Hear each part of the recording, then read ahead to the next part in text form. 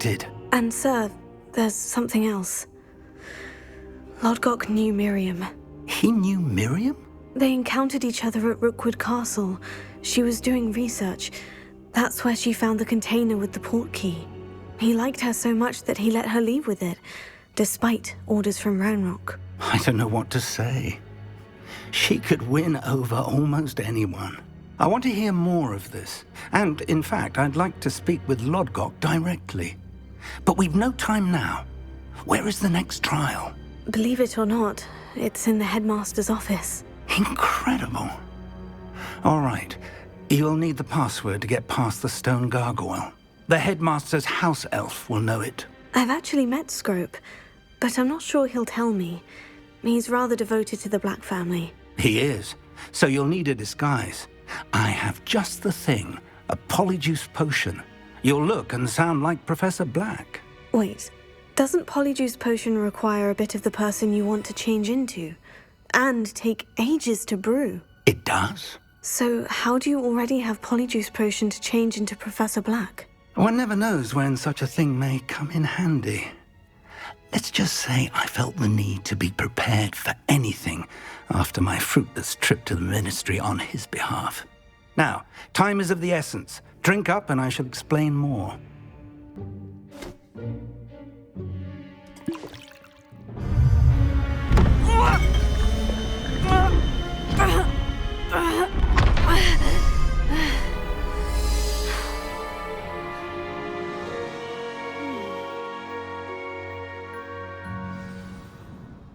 How do you feel?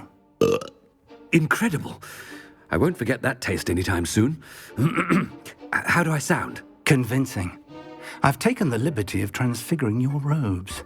As we discussed, you'll need the password from Scrope, who could be anywhere in the castle. You might look for Professor Kagawa. She's taken to badgering the poor elf about Quidditch in the hopes that he can convince Black to change his mind. Thus far, unsuccessfully. I see. But what if Professor Black sees me? Leave him to me. I shall tell him where to meet a liaison from the Ministry in Hogsmeade. That should give you plenty of time. Thank you, Professor. I suppose we'll meet again in the map chamber. It's rather strange to hear gratitude coming from Professor Black. I'll see you there. Now to find the Headmaster's house elf.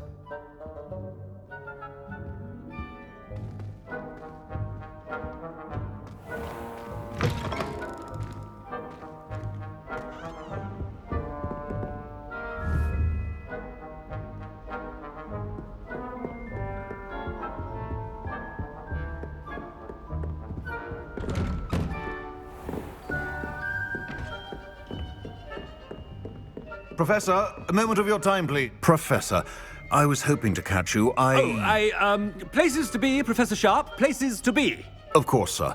Only, you'd asked me about a particular potion, and I did?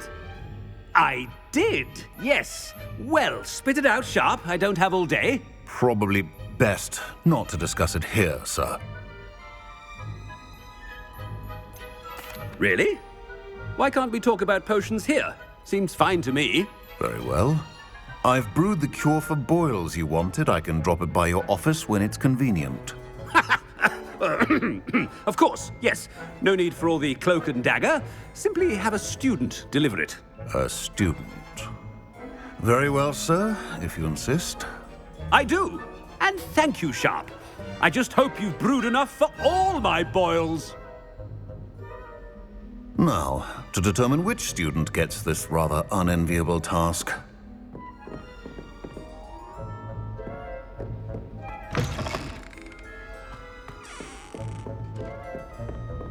If you must speak with me, consult my secretaries or what have you. Now move along. Has anyone seen my ivory-handled hand mirror? Of course you haven't. What could the Headmaster want? Gareth! Mr. Weasley, what are you doing here? Don't you have, somewhere to be? Oh, Professor, yes, of course. All sorts of places I'd rather be right now. Do you need something from me? I'm looking for my house elf. Surely you've seen him? The little one-eared fellow. I saw him heading to the Great Hall moments ago, muttering on about your, sterling graces, sir. I am watching you, Mr. Weasley. Mr. Redding, who owns Honeydukes, tells me some of his billywig stings recently went missing. Prime potion ingredient. And I know you fancy yourself a skilled potioneer. What? But, sir, I haven't been anywhere near Honeydukes. Bah! That's enough from you. Just know that I have eyes and ears everywhere. On your way, Mr. Weasley. Well, there's one for my diary.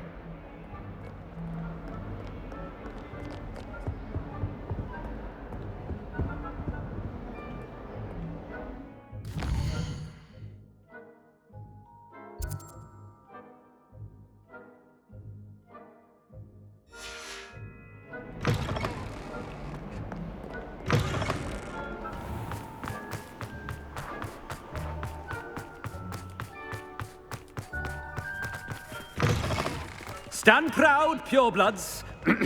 The future is yours. Professor Black, how are you, sir? Mr. Gaunt, where do you think you're going? I beg your pardon, sir. I'm simply on my way outside. Taking the day off, eh? Typical student, wasting the hours away. I have to write 20 inches on Dittany and its uses. Was heading to the greenhouse. Ah, yes. Mixed with bubo tuber pus makes a fine mustache paste. Yes, mustache paste. I find. Are you feeling all right, sir? You don't seem yourself. I assure you I am quite healthy, Gaunt. If I need a medical diagnosis, I shall head to St. Mungo's. Something is very wrong with Professor Black. Moustache paste?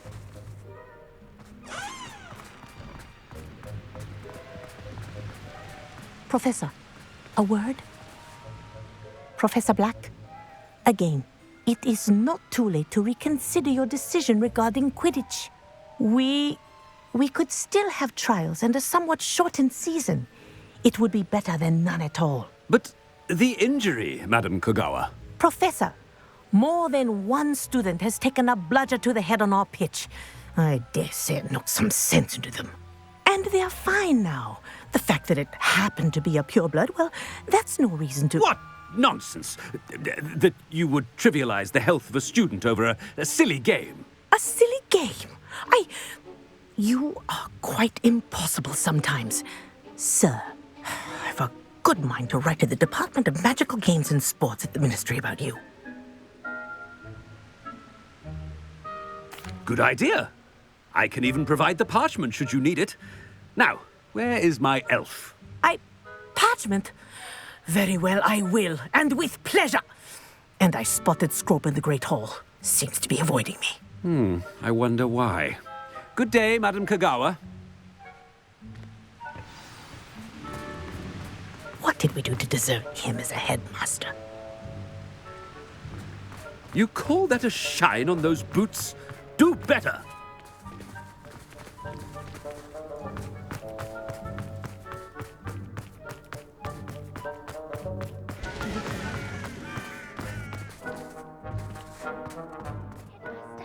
I hope it's not about anything I've been doing. Miss Broom, a word. Oh, Professor, this is an interesting surprise. It's Bloom, by the way. Remind me of your area of affinity, Broom. OWLs are swift approaching. Charms, sir. Non-verbal spells. Might work on one that makes me disappear. Well, keep at it, Broom. And before you know it, you'll be as invisible as that new fifth year seems to be. Well, they're as good as invisible to me, sir. Rotten little extortionist holding my diary hostage. What was that, Broom? Nothing, sir. Speaking of invisible, where's my blasted house elf?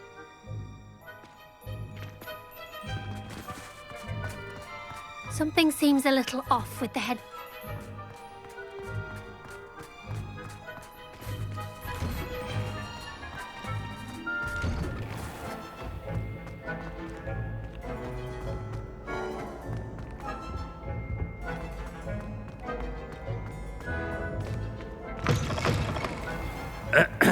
I wonder almost daily why I accepted this appointment from the Ministry. Professor, I need to speak to you. Hello, Professor Black. Ah, Professor Weasley. How delightful to see you. Sir? Since I have you here, I wonder if I might, speak with you about Professor Fig. Oh, very well. I've decided to give him a bit more, leeway with his time. Leeway, Professor? Are you sure that's wise? I confess I do worry for his students. He's rarely here as it is.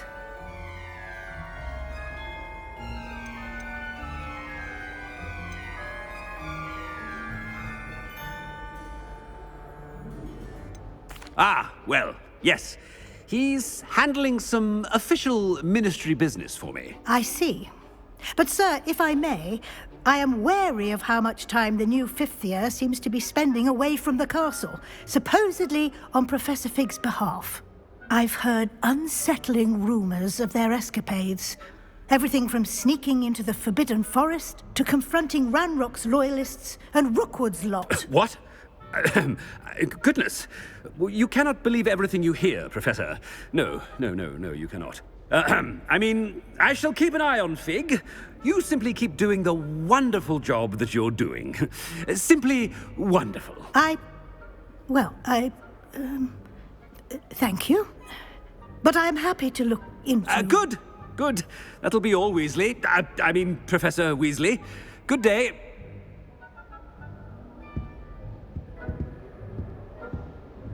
A wonderful job. Leeway for Professor Fig. I shall never understand that man. That ought to give Professor Fig some breathing room.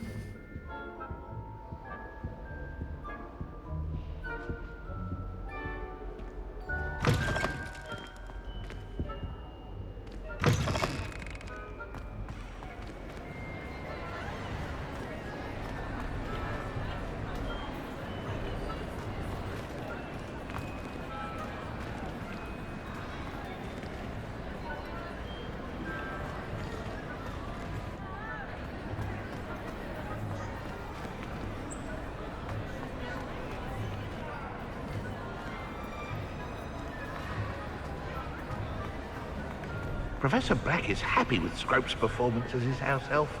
There's no doubt in Scrope's mind. Ahem! Attention, students! I hereby decree that the Great Hall be forthwith decorated in the stunning banners of Slytherin. I shall be taking no questions at this time. Or ever.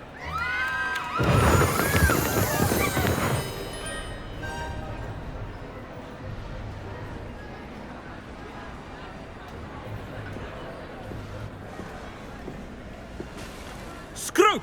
Oh, greetings, Master. Remind me of the password to my office. Oh, but Master made Scrope swear never to tell anyone, even Master himself. How dare you question me? I've a mind to give you a matching set of ears. Yes, sir. Of course, sir. Scrope begs forgiveness. It is the Black family motto, Master. Right. Of course. Master does remember it.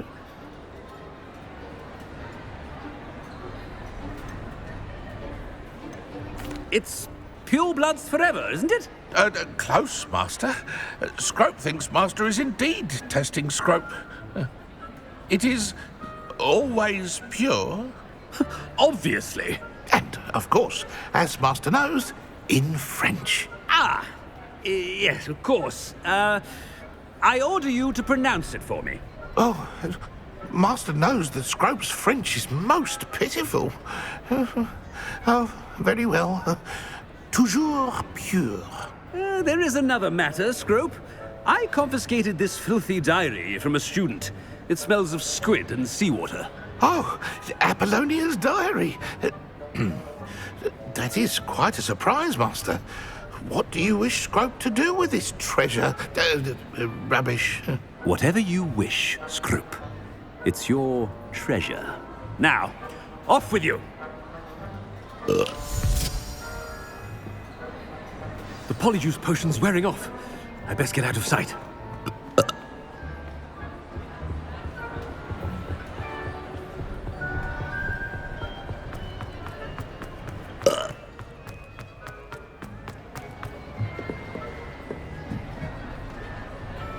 Made it just in time. It's wearing off. Fig was right. I can't believe it worked. Now, to speak the password to the gargoyle.